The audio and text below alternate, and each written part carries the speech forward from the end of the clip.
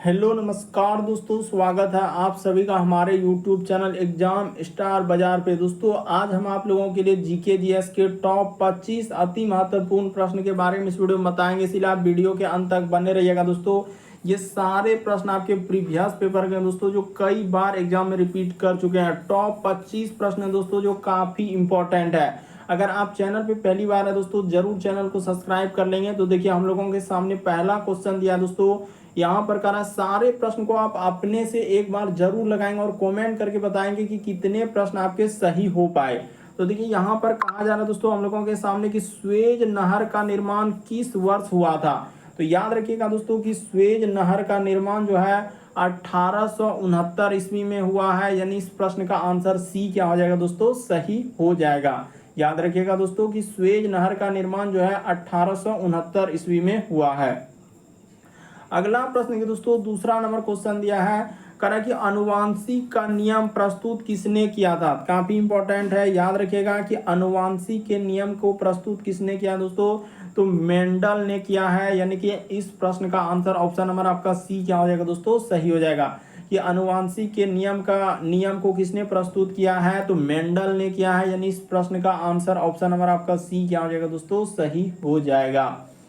अगला प्रश्न दोस्तों दूसरा नंबर क्वेश्चन दिया करा, हरिप्रसाद चौरसिया किस वाद्य यंत्र से संबंधित है। तो हरिप्रसाद चौरसिया जो है बांसुरी से है संबंधित। यानी इस प्रश्न का आंसर ऑप्शन नंबर आपका बी क्या हो जाएगा दोस्तों, सही हो जाएगा।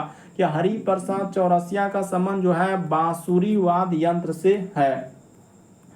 अगला प्रश्न देखिए हम लोगों के सामने चौथा नंबर क्वेश्चन करा कि पहाड़ों की रानी किसे कहा जाता है। तो याद रखिएगा दोस्तों कि पहाड़ों की रानी जो है हम लोगों का मंसूरी को कहा जाता है। यानी कि क्या हो जाएगा दोस्तों, मंसूरी। यानी इस प्रश्न का आंसर ऑप्शन नंबर डी क्या हो जाएगा, सही हो जाएगा। कि पहाड़ों की रानी किसे कहा जाता है, तो मंसूरी को कहा जाता है। इस प्रश्न का आंसर डी क्या हो जाएगा, सही हो जाएगा।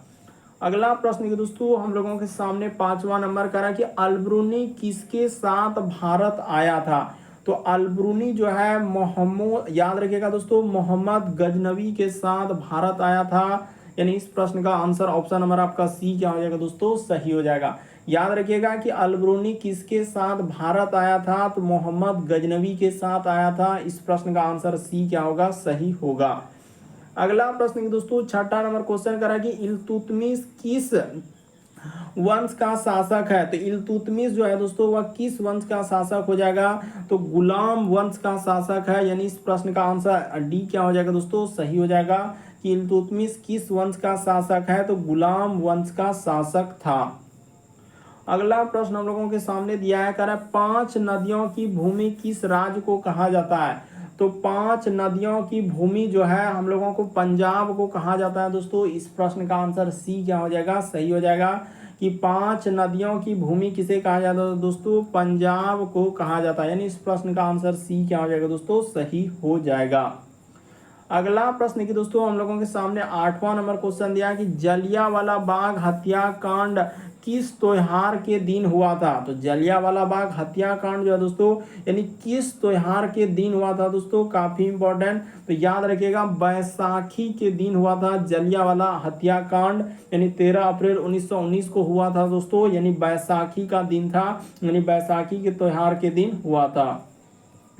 अगला प्रश्न दिया है 9वां नंबर क्वेश्चन कर रहा है, एम के गांधी द्वारा पहले लिखित पुस्तक। हम लोगों से क्या पूछा जा रहा है दोस्तों कि एम के गांधी द्वारा लिखित पुस्तक यानी कि कौन सी थी। तो एम के गांधी द्वारा दोस्तों यानी कि पहली पुस्तक जो लिखा है क्या हो जाएगा दोस्तों, हम लोगों का हिंद स्वराज हो जाएगा। यानी इस प्रश्न का आंसर ए क्या हो जाएगा दोस्तों, सही हो जाएगा। कि गांधी जी के द्वारा यानी कि लिखी गई पहली पुस्तक कौन सा हो जाएगा, तो हिंद स्वराज हो जाएगा। अगला प्रश्न यह है कि अंतर्राष्ट्रीय मुद्रा कोष यानी आईएमएफ का मुख्यालय कहाँ है। तो याद रखिएगा दोस्तों कि अंतर्राष्ट्रीय मुद्रा कोष यानी आईएमएफ का जो मुख्यालय है कहाँ जाएगा दोस्तों, वाशिंगटन डीसी में। यानी इस प्रश्न का आंसर सी क्या हो जाएगा, सही हो जाएगा। कि अंतर्राष्ट्रीय मुद्रा कोष आईएमएफ का मुख्यालय कहाँ हो जाएगा दोस्तों, तो वाशिंगटन डीसी में हो जाएगा। अगला प्रश्न की दोस्तों कह रहा है कि रक्त का शोधन किस अंग में होता है। तो रक्त का शोधन जो है दोस्तों हम लोगों का किस अंग में होता है, तो किडनी में होता है। यानी इस प्रश्न का आंसर ऑप्शन नंबर ए क्या हो जाएगा, सही हो जाएगा। कि रक्त का शोधन किस अंग में होता है दोस्तों? किडनी में होता है। अगला प्रश्न दिया गया है, कह रहा है कि वल्लभ भाई पटेल को सरदार की उपाधि किसने दी थी? तो याद रखिएगा दोस्तों कि वल्लभ भाई पटेल को जो है सरदार की उपाधि बरदोली की महिलाओं ने दिया है। यानी इस प्रश्न का आंसर सी क्या हो जाएगा? सही हो जाएगा। कि वल्लभ भाई पटेल को सरदार की उपाधि किसने दिया था? तो बरदोली की महिलाओं ने दिया है। अगला प्रश्न कह रहा है कि 13 नंबर क्वेश्चन की भारतीय संविधान का अनुच्छेद 17 किससे संबंधित है? काफी इंपॉर्टेंट।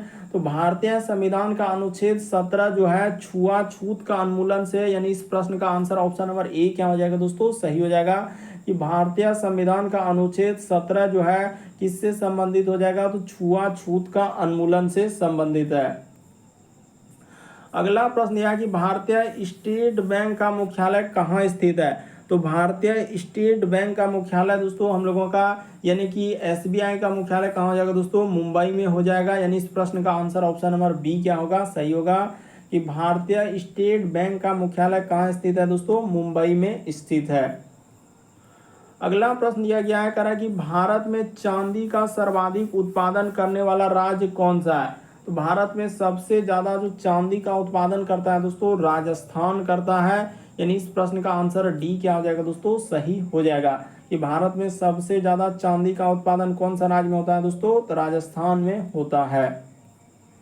अगला प्रश्न दिया गया हम लोगों के सामने कि भारत में किस तरह के लोकतंत्र की व्यवस्था की गई है? तो भारत में जो दोस्तों किस प्रकार के लोकतंत्र की व्यवस्था किया गया है? तो प्रत्यक्ष और अप्रत्यक्ष दोनों प्रकार का यहाँ पर हम लोगों का क्या है दोस्तों? लोकतंत्र की व्यवस्था किया गया है। यानी इस प्रश्न का आंसर सी क्या हो जाएगा दोस्तों? सही हो जाएगा। अगला प्रश्न दिया गया है कि सूचना का अधिकार अधिनियम कानून कब लाया गया था? तो सूचना का अधिकार अधिनियम कानून जो है दोस्तों, यानी आरटीआई कब हम लोगों का यानी लाया गया दोस्तों? तो 2005 में लाया है। यानी इस प्रश्न का आंसर सी क्या हो जाएगा दोस्तों? सही हो जाएगा। याद रखिएगा दोस्तों कि सूचना का अधिकार का अधिनियम कानून कब लाया गया है? तो 2005 में लाया गया है। अगला प्रश्न यह कि हड़प्पा सभ्यता की खोज किस वर्ष हुआ है? तो हड़प्पा सभ्यता की खोज जो है 1900 हम लोगों का क्या हो जाएगा दोस्तों? तो 1921 में हुआ। यानी इस प्रश्न का आंसर ए क्या हो जाएगा? सही हो जाएगा। कि हड़प्पा सभ्यता की खोज कब किया गया दोस्तों? तो 1921 में किया गया है। यानी इस प्रश्न का आंसर ऑप्शन नंबर ए क्या हो जाएगा दोस्तों? सही हो जाएगा। अगला प्रश्न दिया गया हम लोगों के सामने, कह रहा है चंद्रगुप्त मौर्य ने चाणक्य को अपना क्या बनाया था? तो चंद्रगुप्त मौर्य ने दोस्तों चाणक्य को अपना क्या बनाया था? तो प्रधानमंत्री बनाया था। यानी चंद्रगुप्त मौर्य ने दोस्तों चाणक्य को अपना प्रधानमंत्री बनाया था। इस प्रश्न का आंसर बी सही होगा। अगला प्रश्न यह दोस्तों हम लोगों के सामने 20वां नंबर क्वेश्चन, ताजमहल के लिए पत्थर कहाँ से यानी कहाँ से लाया गया था? जो ताजमहल का जो पत्थर है दोस्तों उसे कहाँ से लाया गया था? तो याद रखिएगा मकराना से लाया गया है। यानी इस प्रश्न का आंसर ए क्या हो जाएगा दोस्तों? सही हो जाएगा। कि ताजमहल के लिए पत्थर कहाँ से लाया गया है? तो मकराना से लाया गया है। इस प्रश्न का आंसर ए सही होगा।